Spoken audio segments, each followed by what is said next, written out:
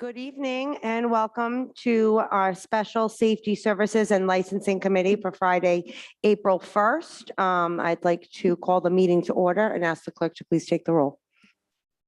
Council Vice President Ferry, Councilwoman Vargas, Councilwoman Jermaine. Present. Councilman Campiano, Present. Councilman Riley, Present. Councilwoman Renzulli, Present. Council President Paplaskas. Present. Thank you. The only thing we have on the agenda tonight is a show cause hearing for Class BV victualling and public entertainment licenses for Pre-Game Lounge. I would like to call our solicitor forward, Mr. Verdecchio.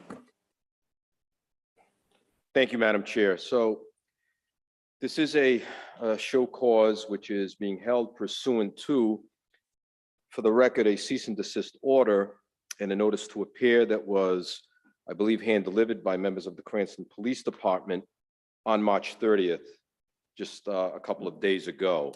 So what we did was, in an effort to expedite this, we did set it down tonight prior to the weekend because there was concern about the business being operational over the weekend.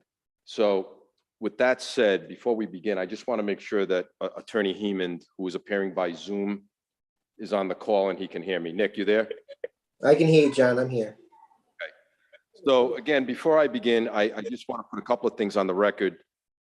First and foremost, and Attorney Heeman I just want to verify this, that I sent a group of documents that I'm going to submit to the clerk, Madam Chair, and ask that they become part of the record.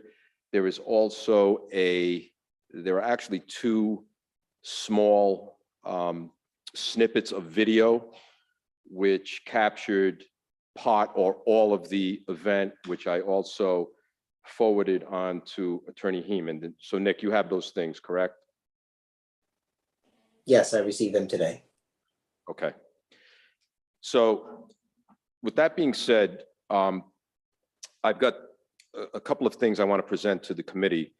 There's going to be the testimony of Major Padalano, who was in charge of the investigation. There will also be the aforementioned videos, which I just referred to, as well as I put together a package of reports that relate not only to the incident that just occurred, but also some past incidents that have taken place at Pre-Game Lounge. I'm going to put all of those as well into the record. So with that being said, I'd like to call Major Padalano as the city's first witness. We don't have a steno, correct? We should swear the major in. John, if you don't have a steno, do you have, is it audio recording? It's being recorded. Okay, all right. So I would just ask Major Padalano if you could make affirmation that you swear under oath to tell the truth, the whole truth, and nothing but the truth. I do. Thank you. All right. So Major Padalano, let's get right to it. I just want to direct your attention to the very early morning hours of March 28th, this past Sunday, at approximately just after midnight, let's say close to 12:30. At that time, did the Cranston Police Department have an occasion to respond to the area of 349 Dyer Avenue, and more specifically, the Pre-Game Lounge? We did. And what was the reason for the Cranston Police Department to respond to that location? So we received multiple emergency calls in which they indicated there were multiple shots fired at the Pre-Game Lounge. Numerous officers were dispatched, and upon arrival, they located several people out front, entered the establishment, which they described to me as chaotic.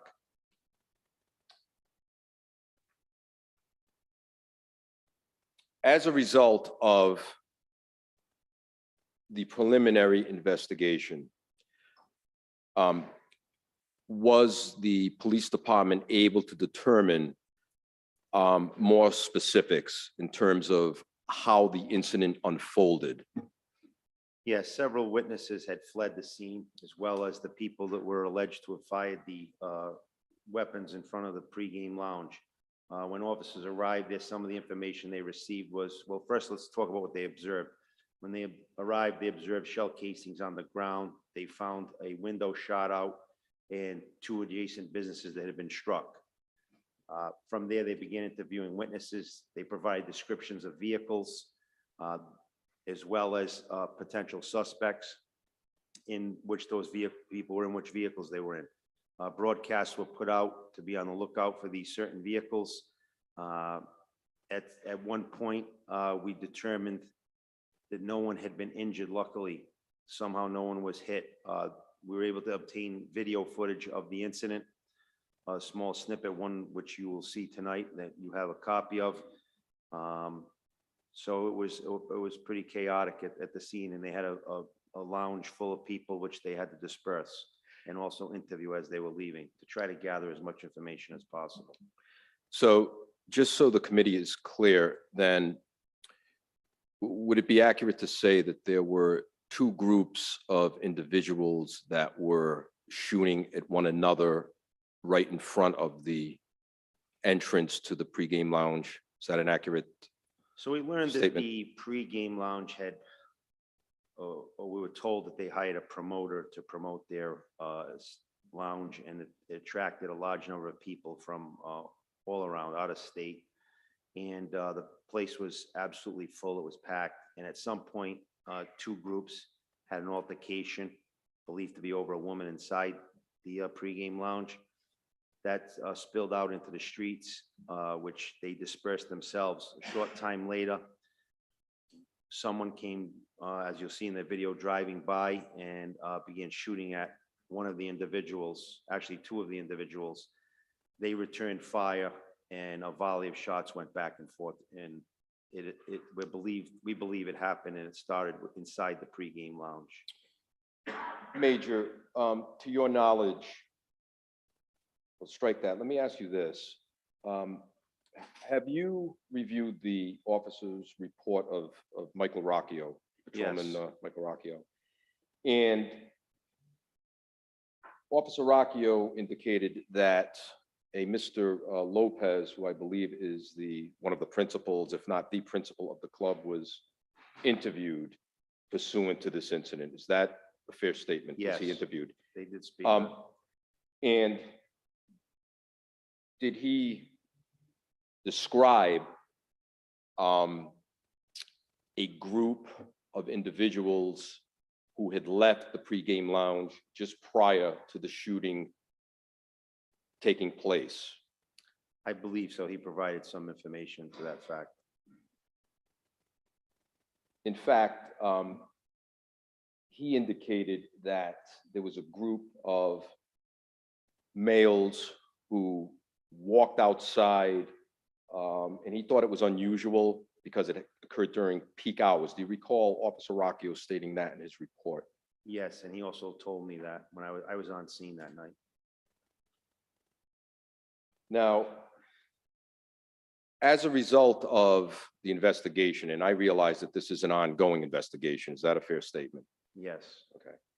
But as a result of at least the preliminary investigation, were you or any members of the Cranston Police Department able to determine if any of the individuals who were inside the pregame lounge were involved in this shooting after they left the pregame lounge? Yes, so let's give you the dynamics of what's going on. It's 20 past midnight on a Sunday night. The only place open at that time in that area was the pregame lounge. You'll see in the video, there's all vehicles parked along the street, side streets. We received calls from neighbors saying that, loud music at the pregame lounge. They don't want to get involved, but there was nothing else open in that area. When officers arrived there, in the calls they received were directly from the pregame lounge. When we reviewed the videotape, you will see people coming out of the pregame lounge involved in this. Okay. And they fired weapons. So that would lead us to believe that they had the weapons also inside the pregame lounge prior to the shooting. we're gonna watch the video momentarily, but before I get to the video, I just want to go over some of the past incidents, if any, that the Cranston Police Department has investigated with regard to the pregame lounge. And let's go back, say, within the past 2 years. Have the Cranston Police Department been called upon to respond to the pregame lounge for any other type of incidents in the past 2 years? Yes, we've been there for several nuisance complaints and loud music and disturbances. But one that does stick out is in September of 2020, we had another report of shots fired from the pregame lounge. And what was the result, if anything, of that investigation? Were any charges ever brought, or what were the findings, if So any? we weren't notified of that. We learned that from neighbors and we responded. So it was never reported to us from the pregame. It was outside the pregame, we were told, but we were unable to, again, determine who it was that was involved in the shooting, but we did get a report of that. Apart from that prior shooting, are there any other incidents besides, again, the vandalism or the disorderly conduct occasions that you've just spoke of? Were there any other serious felony type investigations involving pregame lounge within the last couple of years that you recall? That's the two that I recall. Okay. Let me direct your attention to another different type of violation, I guess, for lack of a better term. Do you know of your own personal knowledge if a pregame lounge was ever cited by the Department of Business Regulation or the Department of Health for certain violations of the COVID rules while they were in effect? Yes, they were. Can you tell us approximately when that was and what the nature of the violation was? I believe it was that they had too many people in the establishment and they were violating the mandates set forth by the state. I don't know the exact date of it. I don't know if that was is that what you're referring to as a felony or? No. I'm not sure it's a No, felony. no, Okay. that's not it. But just for the record, and this is part of the package that I am submitting to become part of the record. But for the record, it appears, if I told you it was roughly in October of 2020, would that maybe refresh your recollection as to when that occurred? Yeah, that sounds right. Okay. And in addition to being what you've characterized as overcrowded, were they also cited, if you know, for not complying with the mask mandate? Yes, I believe they were. Okay.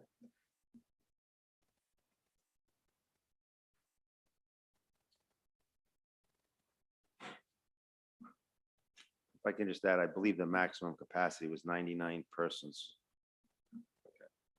I do not want to compromise or probe inappropriately into your investigation. And I touched on this earlier, but I believe you did indicate that the investigation with regard to this latest incident is still very much ongoing. Is that correct? It is. So there are still some details that cannot be revealed at this point. Correct. Madam Chair, with that being said, I'm done with my direct examination of Major Catalano. I think now would be a good time to watch the video, and then I just want to ask the Major a few follow-up questions, and then we can turn it over to Attorney Heeman if he has any questions.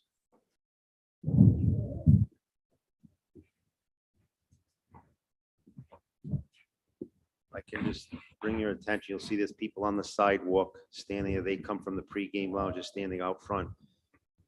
Look to your left of the screen. You'll see a white vehicle pull up.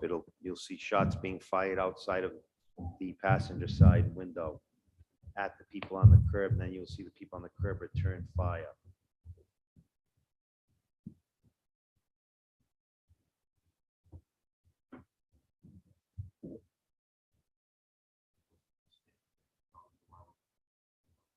Yes. Shots are being fired right now.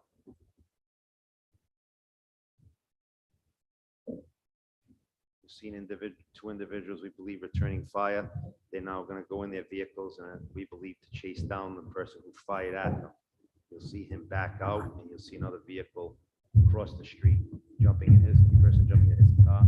And they're both going to speed off towards Farmington Avenue. See that vehicle going after him, and then you'll see another vehicle to go after him as well. See him getting up off the ground, going back into the pregame. In a minute, you'll see more people come out of the pregame and flee.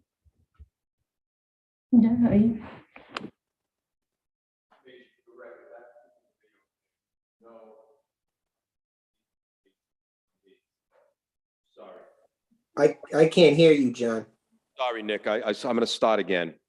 The video that we've just seen, this first video, that was obtained from a local business right next to the pregame. Is that accurate? Yes, that was provided to our detectives. And that was provided to them that night when they responded? No, that was provided afterwards. This After- one here was provided a few days later. Okay. Do you happen to know the name of the business that provided that? If you know, it's, I don't know, and if I did, I probably wouldn't divulge it. okay, fine. Let's go to the next one, please.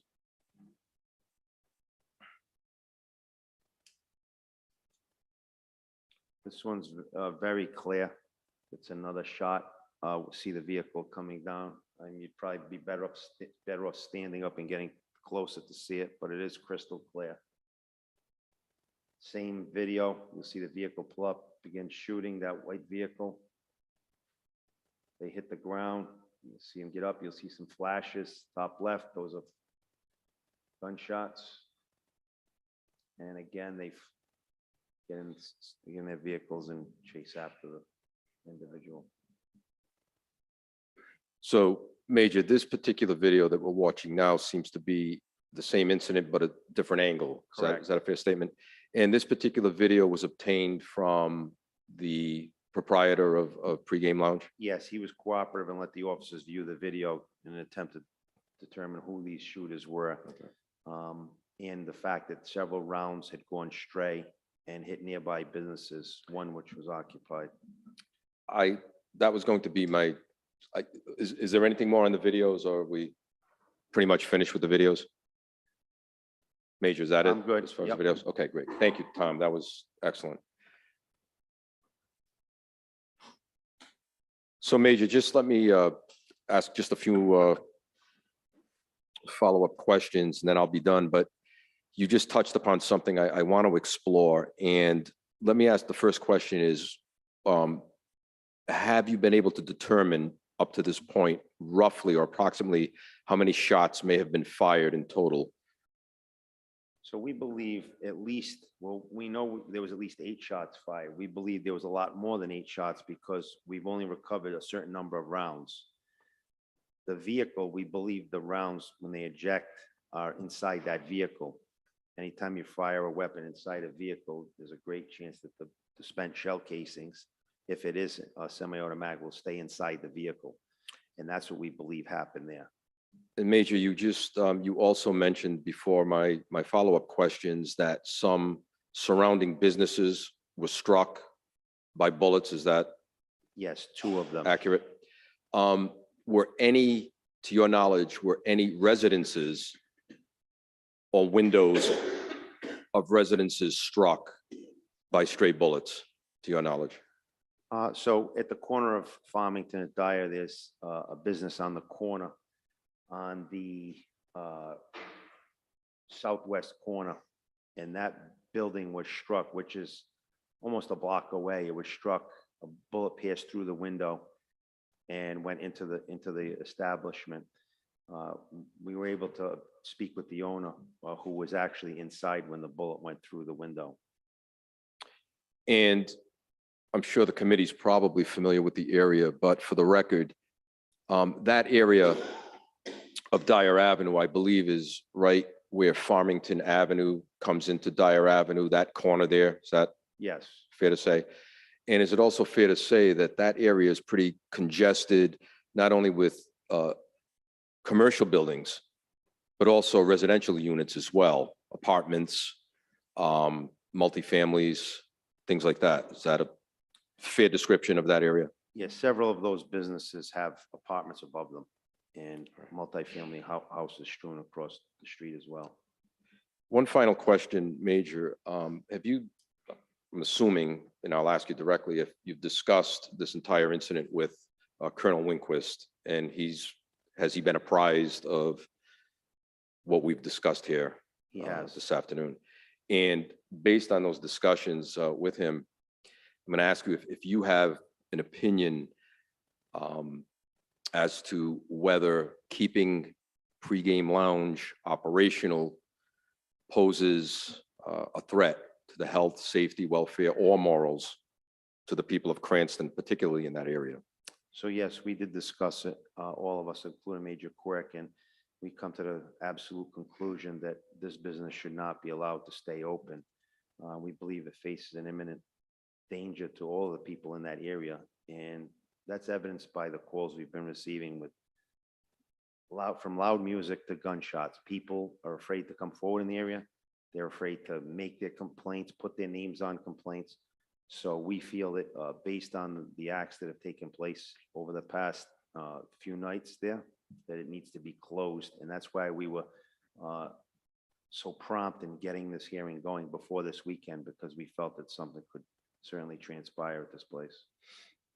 Thank you, Major. Madam Chair, I don't have any more questions, so I would ask the chair to give Attorney Heeman an opportunity to ask questions of Major Catalano if he so desires. Attorney Heeman, would you like to question Major Catalano? Just briefly, Madam Chair, thank you. Major, I'll begin by saying that I hope that the Cranston Police Department is able to locate all of these people, and I hope that you're able to arrest them, and I hope they all go to jail for their actions. And I will apologize in advance, as I'm home and have 3 children running around like maniacs on a Friday night in my house. So if there's background noise, I apologize for that as well. I've been provided, I guess, 2 police reports. One is prepared by Michael Rocchio. It is a 2-page narrative. And then the other one is a supplemental narrative provided by Jameson, or drafted by Jameson Wheatley. Major, are those the only 2 reports that have been generated in this case? Currently, those are the initial first reports, but the investigative reports have not been released yet. Okay, sir. And you've reviewed both of these reports, I assume, correct? Okay. I didn't catch you there. It sounded like yes. Yes, Okay. And you testified on direct examination as to an altercation occurring inside of the establishment on this evening. Do you recall stating that? yes. Okay, what kind of altercation are you saying happened inside the establishment? We believe it was a verbal altercation. What does the word altercation mean to you, sir, when you say it? Just a common definition, people arguing back and forth. And is that supposed altercation documented at all in Michael Rocchio's report? No, that's the officer's first report. Or is there another report that's available? Currently, it's an ongoing investigation, not something that we will release with intimate knowledge and details at this type of hearing. Okay, but obviously you've been, and I have respect for the work that you do, and I've dealt with you before, so you handle licensing quite frequently, right, as part of your duties? I handle what? I'm sorry? You handle licensing matters frequently as part of your duties as a major, right? That falls under your command. Yes, we do. Okay, and you made a point to reference an altercation inside because presumably you believe that to be important in a licensing case, right? I'm trying to provide as much information without getting into deep, jeopardize an investigation, a criminal investigation, rather than a hearing. Right, but it's my client's license that's at stake in this hearing, is it not? It is, and I think the evidence, which is the video, will speak for itself. Okay, but the video you just showed, the Safety Services Committee is all from the exterior of the building, correct? Yes. Did you say That video shows absolutely no interaction between the people involved in the shooting inside of the establishment, right? the video does not show anything inside the establishment, if that's what you're asking? So when you testify that there's allegedly an altercation inside that evening, the first time that that's brought to my attention is right here in this hearing, not in advance, correct? Objection, Madam. He's asking, it's an objection question, but this is a very, very, I hesitate to say informal. We're not here under the strict rules of evidence. There's a cross-examination allowed to a certain extent, but I think we're getting a little. All right, John, you know what?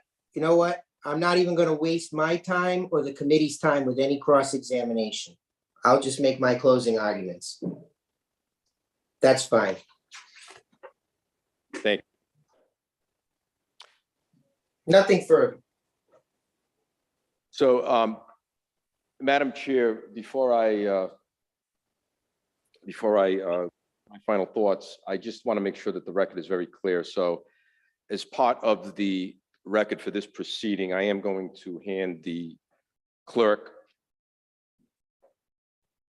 the package of reports that I referred to earlier, in which I provided to Attorney Heeman. I don't know how we make this video a part of the record. I'll leave that up to the technical people, but for the record, I want to incorporate both of those videos as being part of the record. And I think the last thing, and this should already be part of the record, and that would be the cease and desist order that was served by members of the Cranston Police Department, and I referred to earlier on March 30th. So I would like all of those to be admitted and made part of this record here tonight. Madam Chair, you should do that by motion. I'll make a motion to put all of that on the record. Second. Any discussion? Clerk, please take the roll.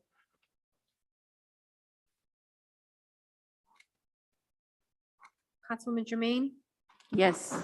Councilman Campiano, Yes. Councilman Riley, Yes. Councilwoman Mazzulli, Yes. Council President Paplaskas. Yes.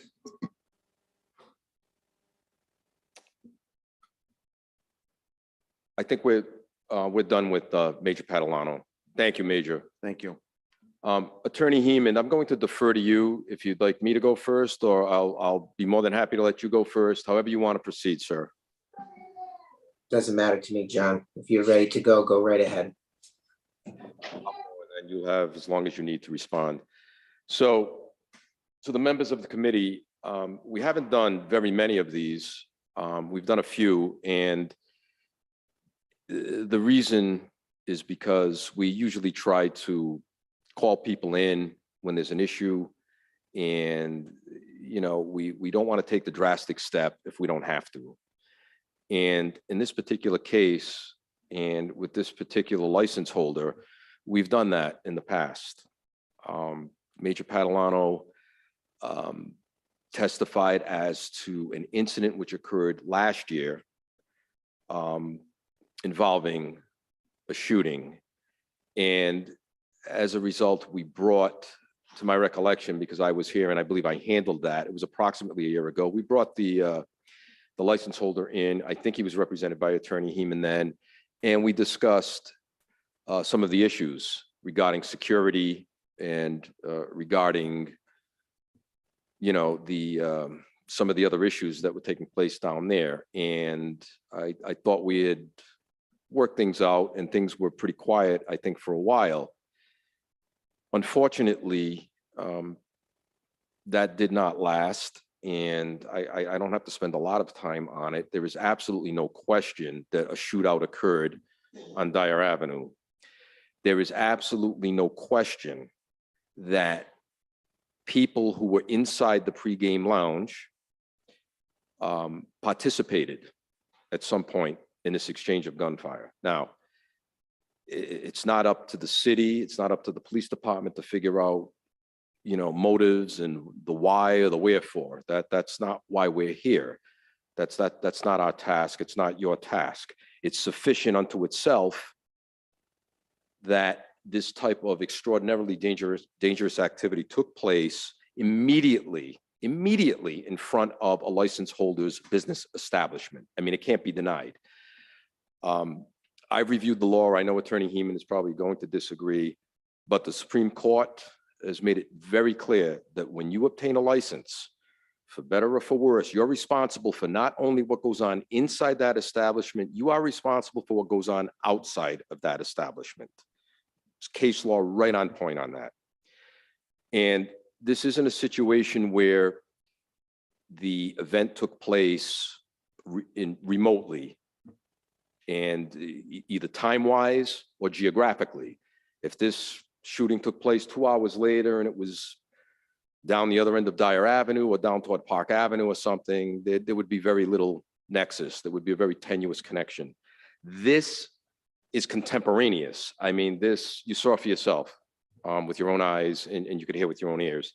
This was contemporaneous in time and geographically. It took place literally a couple of feet in front of the entrance. It took place nearly when these people walked out of the pregame lounge. Obviously, something was going on. You would have to believe that this was the biggest coincidence in the world, that a bunch of cars just happened to be coming down Dyer Avenue, just happened to point their guns at people they don't know for no reason. I mean, that really strains logic, and it simply doesn't make sense. So unlike some of the other cases we've had in the past where we've had things like underage drinking or, we've had rowdyism and we've had things like that, this rises to a whole other level. And in the time I've been here, I have never requested revocation of a license. But this incident, I think you would all agree, literally put people's lives in danger. This wasn't even like a random act of shooting between two people arguing. It wasn't just a gun going off. This was a gun battle. I mean, this was a battle. This was something you see, in Chicago or something like that. And it's a miracle. There was a business owner who was in his business and a bullet comes through the window. I mean, it's really a miracle. I'm not trying to exaggerate or be melodramatic, but it really is surprising. And thank God that nobody was struck by a stray bullet. Police know of 8 shots that were fired. You heard Major Padalano testify that there were probably many more. These are semi-automatic weapons. So as I said before, it's unfortunate. We hate to do it, but the business owner, being the license holder, whether it's fair or unfair, justified or unjustified, the court has made it clear. Under these types of circumstances, you're responsible. We're going to pin the responsibility on you. So with that being said, I believe that, and the clerk can correct me on this, but I believe pregame holds 3 licenses. Is that correct, Madam Clerk? So at this point in time, we feel the mayor, police chief, Colonel Winquist, in conjunction with the Solicitor's Department, we just feel that to allow this business to continue to operate at this juncture simply poses too great a threat to the people of Cranston and particularly to the people in that area. It sounds to me like they're being terrorized. So this is really a pretty egregious situation. And I think it's one that really calls for the most severe sanction. And that would be at this point revocation. If the Department of Business Regulation wants to review it, which I'm sure they're going to at some point, be that as it may, let them do it. But I think at this point, I think we really need to protect the people of Cranston at this point and keep this business closed. So that's what I'll be asking for on behalf of the administration. All yours, Nick. Thank you, Attorney Videcchia. Attorney Heeman, would you like to speak? Thank you. I'll start with some law. Because there's a lot of case law on this. And while it's a unique case to the city of Cranston, it's not a unique case in the state of Rhode Island. Unfortunately, these things happen far more than they should. in a Supreme Court case, Cesaroni, the Supreme Court defined disorderly conduct in use in a licensing context as contemplating, quote, conduct within a premises where liquor is dispensed under a license that causes, either directly or indirectly, conditions in a neighborhood and an annoyance of or disturbance of the residents thereof. In this case, you have a drive-by shooting, criminal conduct. 8 shots fired, 2 groups of people, all who belong in jail. Unacceptable. But just because one of those groups is shown to have been patrons on video, we've not seen video, I've not seen video that shows the other group there, were customers of an establishment, is not in and of itself enough to take their criminal conduct and transfer it over to a licensee and revoke their liquor license. That is crystal clear case law. And I understand that you're all going to do what you're going to do. You're going to do what you think is right for the constituencies you serve. And I get that. But I've been through these cases before. I've had worse situations than this, more egregious facts than this, where the Department of Business Regulation has said this is a criminal case, not a licensing case. And that's because the other piece of this puzzle is in AJC Enterprises, the Supreme Court also said that while it is true that a licensee is responsible for the conduct of its patrons outside of his establishment, there must be a causal nexus therein. Now, I had to prepare a case here, having received police reports thanks to Mr. Verdecchia getting them to me just 2 hours before this hearing.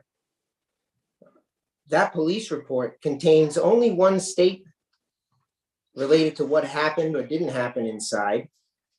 It's all we have notice of.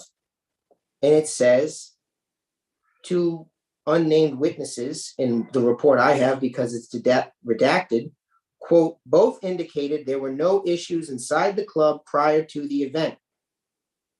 Goes on to indicate that there were people outside, not at closing, not rushing out, not, quote, spilling out into the street, as was alleged with no named witness, no basis at all, not in a police report, but gets thrown out in a hearing, that people had an argument over a woman inside, stood around outside for 15 minutes with no issues, and then a car comes out and fires shots. You cannot hold a licensee responsible for that. You might, but the law won't support it. There's no legal basis to do so. I'll share with you some cases where similar circumstances have been considered. The first case I would point your attention to is Cielo, Ciello LLC, DBA Love versus the City of Providence. 17 LQ 008. This was a case that I was involved in. It was a case where the City of Providence revoked a license of a licensee for shots fired in a parking lot by 2 individuals. The facts of that case were that around 1:50 in the morning, a shoving match began inside of Club Love in Providence. 2 shooters who fired shots outside were both patrons and inside during the time that altercation took place. Neither of them were involved in that altercation. They were on the peripheral of it. They both exited. They each went to a vehicle. They stood around in the parking lot for 5 or 6 minutes. One of them threw a punch at another individual. Shots rang out. People were shot. The board revoked the license. The department overturned that revocation because of the fact that while there was a disturbance inside, those individuals weren't linked to it. They weren't part of it. There was an intervening event where they were outside and shots were fired. There was no appeal. There was no revocation warranted in that case because you cannot sanction them unless you can find concrete evidence, which you have none of, that it began inside and quote, and this is direct from the case law that Major Padalano mentioned, spilled into the streets. You don't have that here. Another case is CAG Productions, Club Euphoria versus the City of Providence. There is a fight on the way out. You can see in that case, there was video showing people fighting as they were leaving. 5 minutes later, around the corner, there was a stabbing. The DBR said that you could not reasonably infer that that stabbing was linked to the fight directly in front of the establishment.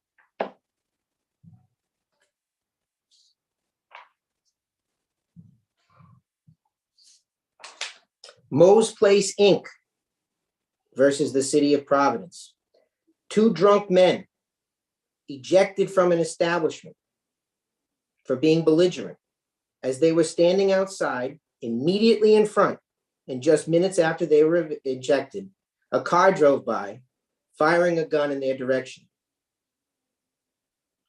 Quote, while the 2 incidents happened close together, there is not enough evidence to make a finding that that shooting arose from the disturbance within the club.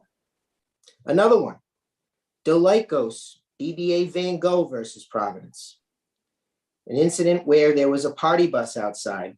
People exited Van Gogh on their way to the party bus. There was a stabbing and a fight. Quote, there was no evidence of any disturbance starting inside the bar and spilling outside where it culminated in a fight. Because there was no disturbance inside, no inference can be made that the fighting occurring outside existed or somehow indirectly related to something that happened inside. I can go on and on. I won't. I've had many of these cases. I would urge you all to look at the Vibe case, which is a recent one, 21LQ004, because Attorney Verdecchia makes the point that maybe DBR will start looking at these cases. They do look at them. Often they disagree with municipalities. In Vibe, they've begun awarding attorney fees because of making decisions that are in clear violation of the case law that they and the Supreme Court have been handed down. So I'd urge you to look at that because, again, very similar facts, very similar requests. And now the taxpayers in that case are going to pay Mr. Petrarca's bill for winning the appeal. So this is serious stuff. I mean, I understand it. These people all should go to jail. They all committed crimes. They put people in danger. But that wasn't because of anything that happened inside of my client's establishment. You don't have the evidence of that. My client has turned over internal video. Been fully cooperative. Major Padalano did note that. We've given internal video. If there was video that showed an altercation, you would have seen it. I would have seen it. I wouldn't be making the argument I'm making. So, you know, it's tough making these arguments because I don't mean to suggest that this kind of conduct should be tolerated. I don't mean to suggest that it's not serious. I see a lot of it. You see some of it. But the fact remains, there's a body of law that has been developed, particularly in the last 10 years, with very similar circumstances that show you don't have enough here to revoke these licenses. And I urge you to consider that case law in making your decision. Thank you for your time this evening. Thank you, Attorney Heeman. Thanks, Nick. Nothing further. Nothing further. So President, Thank you. After hearing both sides this evening and hearing testimony from our police department, I think the circumstances of what happened here jeopardizes the health and safety of the residents of Cranston. I'm going to make a motion to revoke the victualling license, the entertainment license, and the liquor license, which I believe is a BV license. So that's my motion. Thank you. Second. for discussion. I'd like to hear from Councilman Donegan, who is the councilman in that ward. Thank you, Chairwoman. Thank you, Major Padalano, for the information this evening. Forget if it was the COVID health violation or for the, sorry. I can't recall if it was for the COVID health violation or for the previous report of shots fired outside the premises, but I believe one of the last times that this establishment was before us, I mentioned that if there were issues like this again, personally, my personal opinion, I wouldn't be as forgiving. As the councilman for the area, I take the safety and welfare of the constituents I represent to heart. And I cannot in good conscience continue to think that this business can operate and uphold the safety of the people in the area. It is clear from both this incident and incidents in the past and daily disturbances that constituents reach out to me about. This business is a safety to their well-being. And I fully agree that the licenses should be revoked. And I would urge everyone on this committee to vote in favor of the motion this evening. Thank you, Councilman Donegan. Councilman Riley? Thank you, Chairwoman. I'd like to thank Attorney Heeman and Attorney Badecchia for putting on their cases. And we have seen this business before us numerous times, and there have been numerous calls from constituents to numerous council members, including myself, of just the nuisance that goes on there and what they have to live with on a nightly basis.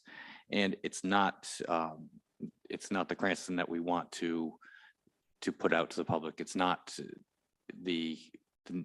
they don't deserve that in their neighborhoods. And I understand everybody has a right to make a living, and Attorney Heeman is very well versed in this law. However, there's a lot of case law on this, and we, I believe, are well within our rights to revoke the licenses of this establishment. They certainly have created an atmosphere that has put the safety, welfare of the residents in that area at risk. So for that reason, I will certainly be voting in favor of this. Thank you. Would anyone else from the committee like to speak? Councilwoman? Thank you, gentlemen. I have a couple questions. This is really serious. I remember when we spoke about it last year. And do the people has the right to bring a gun inside the business at night like this? To have the right to do that? So it's a question for Major So- Catalano. Yes. That question is far afield from the purpose that we're here for tonight. We are here on a show cause hearing for this establishment in these 3 licenses. That's it. As to the police department or anybody else's general disposition with respect to issues connected to this, that's a separate discussion for another time. Okay, thank you. But I was like really how people, because when you spoke earlier, you said that the gunshots, people from the institution come out with guns. So that's why I asked the question. So if they have gun inside, so that's what I mentioned earlier. So people, we see the video, people in the car have guns shot in, and people who are at the side street has gun. And we assume that those people were inside with guns. Is that correct? That's my question. Is not related? Is that proper to ask? And who should it be directed towards? Councilwoman, it would be a little unfair, I think. I mean, the evidence, what you're asking Yeah.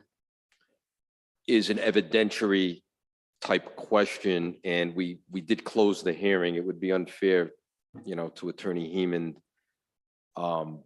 without us reopening the hearing to elicit that type of information. We closed the hearing, so we really can't give a direct answer to that. Okay, You've heard the arguments, you've heard my arguments, you've heard Attorney Heeman's arguments. You're the fact finders as the committee, and you can draw your own inferences, mhm. make your own assumptions based on the facts and the law as we've argued it, and make your decision. It's completely up to you. But we can't You stop, can answer the question. we can't start questioning again. That's okay. So I have a lot of issue with this, but I think the safety of the resident first. No matter the cost, the safety of people. And when I heard that the gunshot went to other businesses, and my question, what would happen? Someone is sleeping, a neighbors, a child is sleeping, and this gunshot went to your bed while you're sleeping, and what would happen? So those are my question. And when I heard that, so I know, as a solicitor said, is not the question to, is not related, but this has a deeper issue behind. And I hope we can address it, but I will vote yes to revoke the license tonight. Thank you, Councilwoman. Anyone else on the committee? Okay, before we vote, I'd just like to say, this is not the first time that a disturbing occurrence like this has occurred in this area and outside this establishment. And it is our responsibility to be thinking of the welfare of our residents, the safety and their welfare comes first. So I am in support of revoking these licenses at this time. And if there's no further discussion, I will ask the clerk to please take the roll on the motion at hand. Councilwoman Jermaine, Yes. Councilman Campiano, Yes. Councilman Riley, Yes. Councilwoman Mazzulli, Yes, Council President Paplaskas. Yes. thank you. And now I'd just like to entertain a motion to close this meeting. So moved. Second. All in favor, say aye. Aye. Aye. All opposed? Okay, thank you. Meeting Thank adjourned. you. Thank you, Mr. Heeman.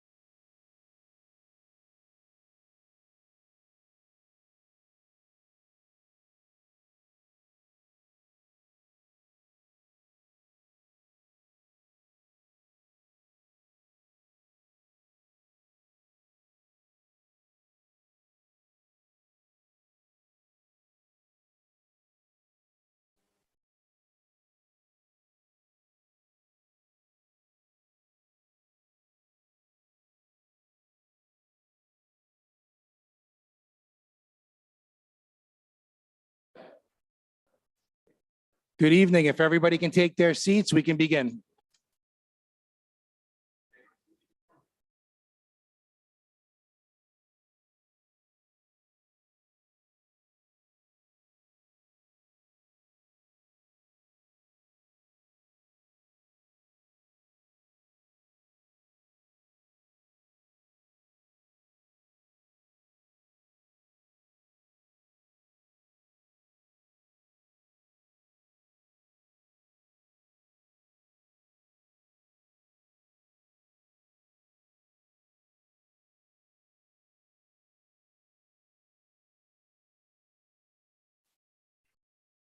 Okay, good evening, everyone. I'd like to welcome the Honorable Mayor Kenneth Hopkins to council chambers. Welcome back, Mayor. Good to see you as always. Thank you, President. I'd like to call this special meeting to order. This meeting has been called pursuant to the Charter of the City of Cranston, called Charter Section 3.07. The members of the Cranston City Council have been properly notified. Madam Clerk, will you please take the roll? Councilwoman Marino. Present. Councilwoman Renzulli. Present. Councilwoman Vargas.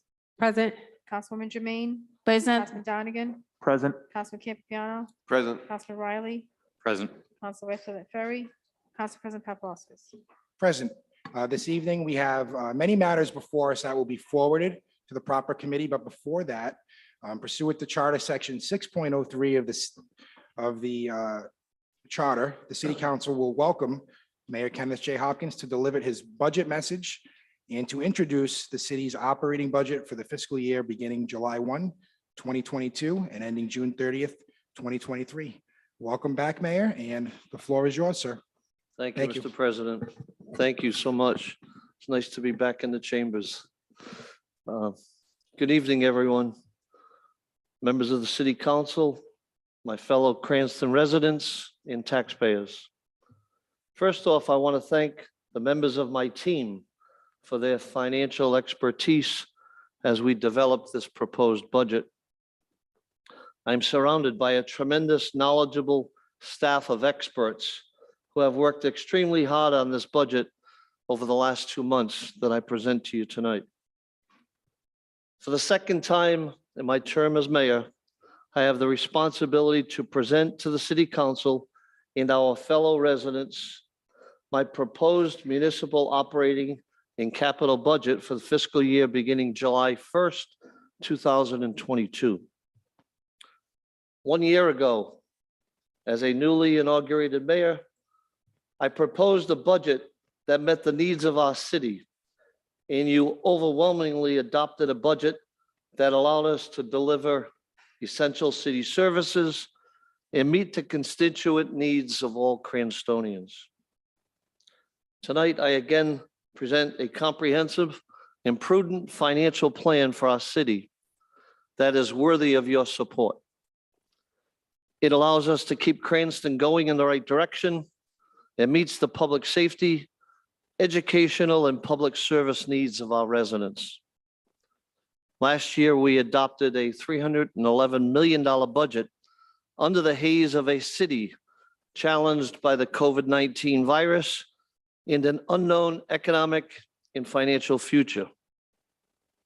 With the help of vaccinations, therapeutics, and an unflappable community spirit, we survived and now begin to thrive once again. I am confident that we are moving towards a renewed and prosperous quality of life that has always made Cranston so special. As I travel the city, I feel the pulse of optimistic residents.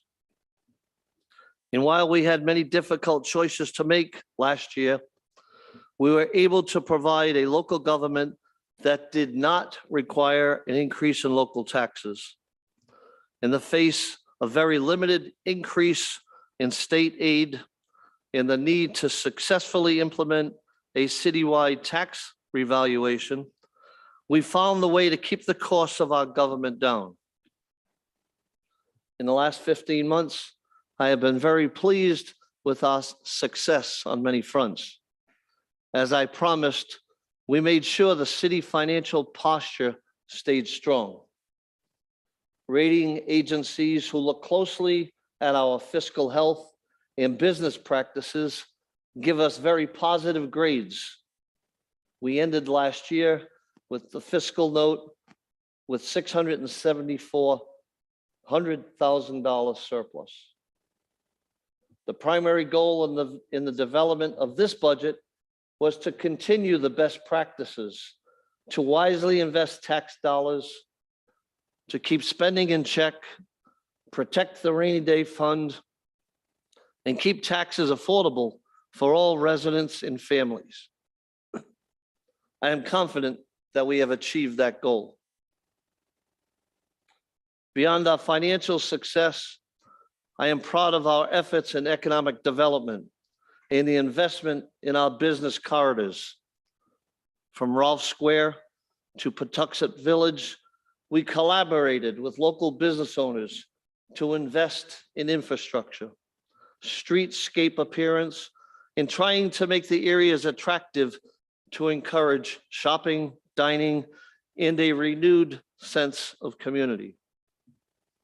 Our next major area of focus has started in Knightsville with ambitious plans to make that historic section a destination of choice for shopping and dining. We want all to enjoy the restaurants that make this a special venue and a vibrant community setting.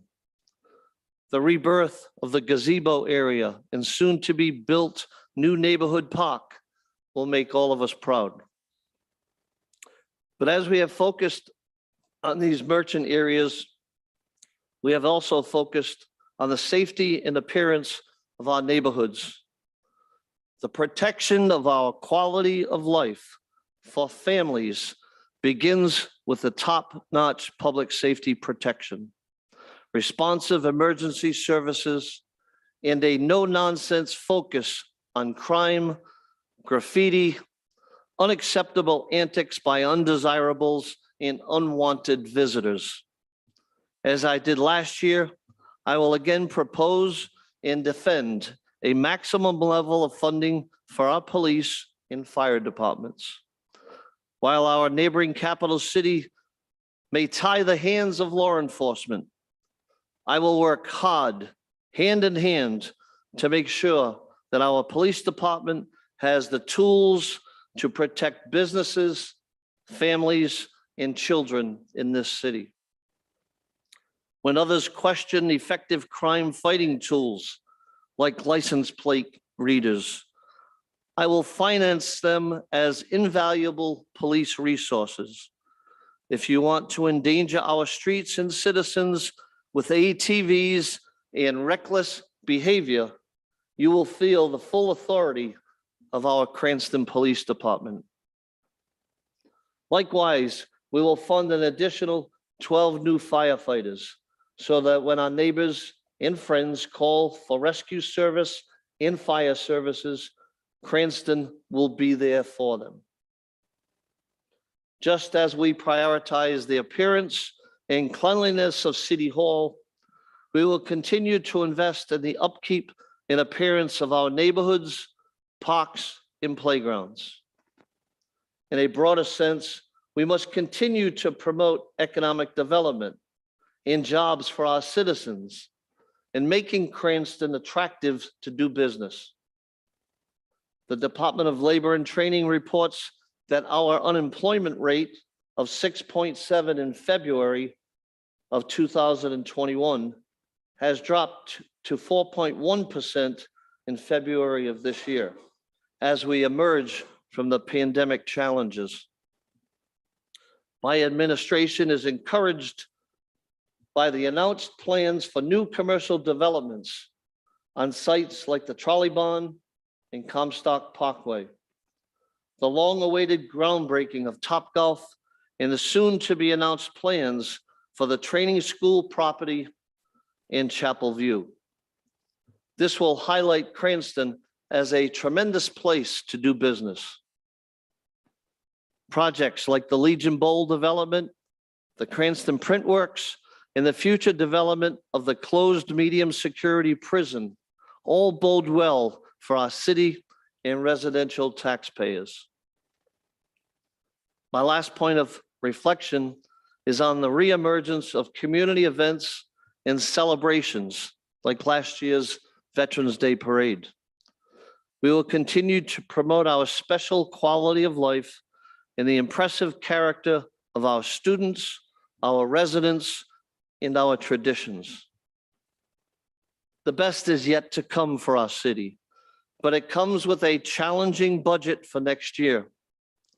Just as homeowners and businesses are being financially challenged with their bills and obligations, Cranston's government is not immune.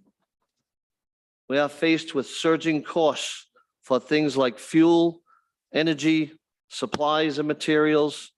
Consumer inflation has jumped to over 7.9% the past year, which represents the sharpest increase since 1982. Until the federal government gets control of this inflationary cycle, we must expect even higher prices to come. As for some real examples, in January and February of last year, we paid gasoline prices of $2.39 per gallon. This year, we are paying $3.42 per gallon. For diesel fuel last year, we paid $2.65 a gallon. This year, we are paying $3.95 per gallon. I would encourage the General Assembly leadership to assist all cities and towns with additional state aid from the millions of dollars that they have not yet allocated. So in short, our cost of doing business throughout this next budget reflects the challenge of the higher costs of living that we all face in our homes and in our industries. Again, this year, I had requests from numerous departments for new positions. After careful review and in light of the overall budget status, I determined that a limited few positions are warranted at this time. I will expect all department heads to continue managing constituent needs with current staff levels. This budget provides for a new home inspector, and we are combining 2 part-time positions in the municipal court to hire an interpreter to assist the general public. After considerable planning and research, I am leading the process to modernize the Budlong pool. We are going to reduce the size of the pool, add a splash pad, and add a new playground. Water slides in the pools at Parkview and the YMCA will be available during this construction. We are funding a full complement of summer playground and program activities for our youth and working families. I have planned to continue our road paving and infrastructure improvements overseen by our Public Works Department with a total of $4.5 million. Under this budget, Cranston will continue its historic commitment for our schools. I propose an overall school budget of $175.7 million, with $98 million from Cranston taxpayers. Last year, I gave an historic increase in local tax dollars, and the school department finished with a $1.2 million surplus. I am proposing an additional $1 million this year in local tax dollars for our schools and student programs. The school committee also has available some $18 million from the Elementary and Secondary School Emergency Relief Fund. They also have available $3 million in a reserve fund balance. I am confident that they have the leadership and resources to meet the needs of our schools. My sincere commitment to the schools is also found in the proposed capital budget. We will also be providing $1.2 million increase in debt service dollars to continue the rebuilding of the Garden City School and the start of the Gladstone and more modernization of Eden Park. As we formulated next year's budget, we had to account for many expense increases and loss of revenue among them. The need to fund at the urging of the Auditor General, $6 million for several years of health insurance deficiencies. An additional $1 million for claims based on historic experience. $761,000 for increased cost of garbage pickup and tipping fees at the state landfill due to COVID. $178 for the cost of this year's primary and general elections. $1.4 million for contracted employee obligations and step increases. $738,000 for increase in health insurance costs. $582,000 increased in required pension contributions. An increase in our debt service of $1.7 million for our capital projects, including new this year, an additional $1.2 million for our school projects.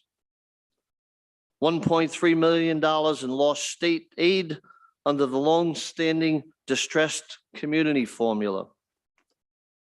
The federal government has committed approximately $42 million to Cranston under the American Rescue Plan Act of 2021. Tax relief to assist communities is the primary goal of this program.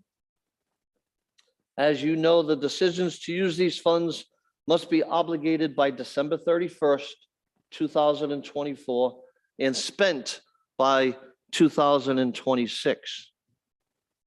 Last year, we budgeted about $7.8 million from the ARPA money. It helped with the impacts of revenue loss from the pandemic and impacted businesses like the restaurant and hospitality industries. We will retain some of the money in a restricted account for future identified needs as we review recent surveys for public opinion on community priorities. My administration have been listening to the public, and I will be speaking to council members as I develop a supplemental ARPA budget.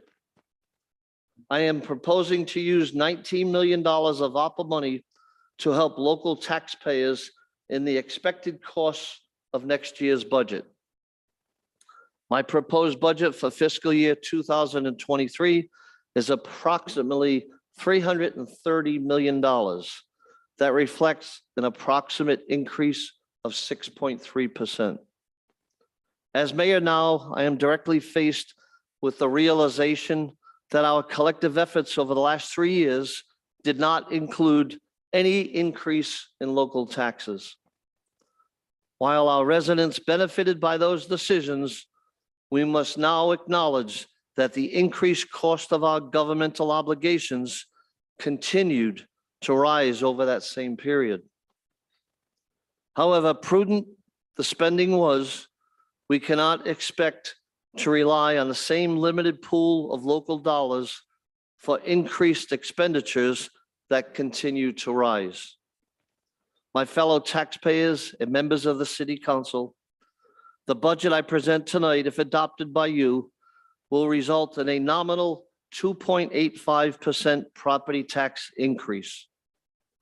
No other increases are proposed for sewer fees or any other fees.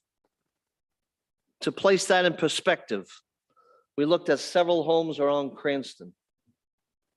3-bedroom colonials in Edgewood will see an increase of $127 in taxes. In Garden City, a 3-bedroom ranch will increase by $138. A duplex in the stadium area will have taxes increased by $127. And in Weston Cranston, a 4-bedroom colonial would see an increase of about $209. No one likes to recommend an increase in property taxes, but it is the responsible action at this time. Before concluding, I want to take a moment to publicly recognize and thank Finance Director Bob Strom for his 13 years of working for the city. This will be his last budget, and I sincerely, from the bottom of my heart, thank him for all of his efforts, his sound financial advice, and his dedicated public service throughout the years. Thank you, Rob.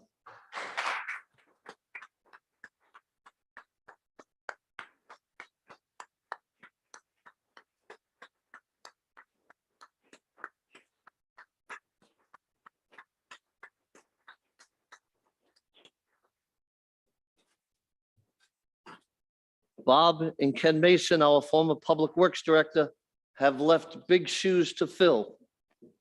I look forward to formally presenting their successors to you for advice and consent in the near future. This budget reflects my sincere commitment to all the taxpayers to keep Cranston moving forward. I am positive we can meet all challenges put before us. Cranston, on my watch, will stay a top-rated community with strong financial management and effective city services. This proposed budget meets the comprehensive needs of our city and is worthy of your support. My administration looks forward to your timely review and a bipartisan effort for the benefit of all of our taxpayers and city residents. Good night. Thank you for your consideration. And as always, one Cranston, one heartbeat. Thank you.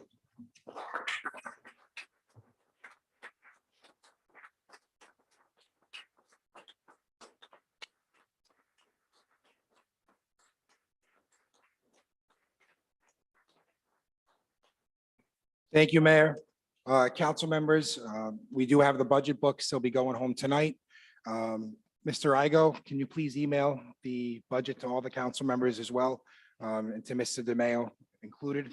I assume, Mr. Moretti, Mr. Piva, the budget will be posted online as in previous years. Okay, thank you very much.